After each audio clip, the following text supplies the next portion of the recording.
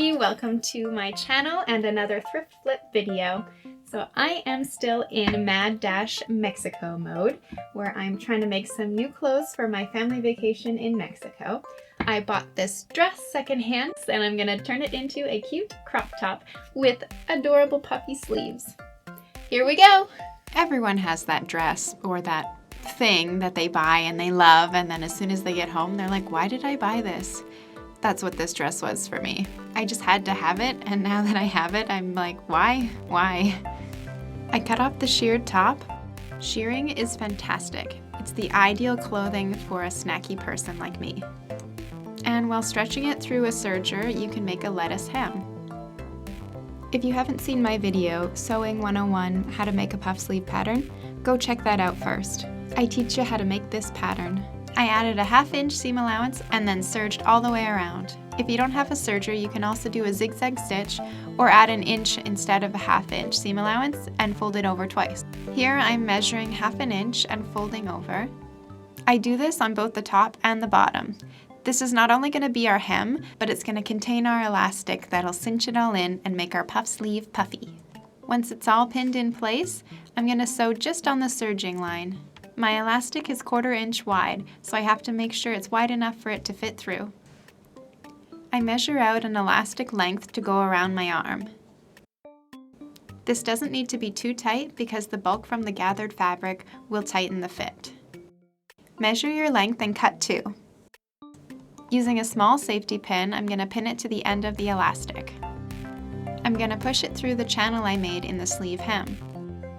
I find gathering fabric this way pretty relaxing, which is good because we're going to do it a lot in this video. Once you reach the end, you can pin it in place. Make sure you pin the other end as well so it doesn't get lost in the channel. Measure around the armhole of a shirt to get the length of elastic we'll need for the shoulder strap. Mine was 17 inches. Cut 2 and do the same process all over again. Weave it through and pin at both ends. And the hard part of trying not to lose your ends. With right sides together, you can stitch them up. I went over the elastic portion a few times just to make sure it was secure. I lined up the side seam on the top with the inner seam on the sleeve, making sure to press open the seam. I only stitched about 1 inch on either end of the seams. And look at that, it's coming together! I took what was once the old skirt hem and I'm going to make it into some straps for the back. I serged off the excess. We're going to do the same thing for the 3rd time. Put your elastic on a safety pin and jam it through to the other end. Once the elastic is secured on both ends, then you can fold over the serged edge. And top stitch that down. And because it's elastic, you have to make sure you pull it to its full extent as you're sewing it, so that it doesn't break the stitching when it gets pulled. This is kind of like a mini tug-of-war with you and your sewing machine. So when I top stitched the serging down, the whole strap started to coil up, which wasn't really going to work for me. So I ended up top stitching on the other side as well. In hindsight, I should have done a zigzag stitch instead. I cut my one long strap into 2 smaller ones. So from the center top of the sleeve, I measured towards the back 1 inch, and that's where I pinned the strap. And as for where I pinned the strap on the back, I quickly realized that because everything was super stretchy, it was really easy to measure incorrectly. I pinned the straps 2 inches from where the sleeves were originally sewn. Eventually I got them on, relatively evenly placed.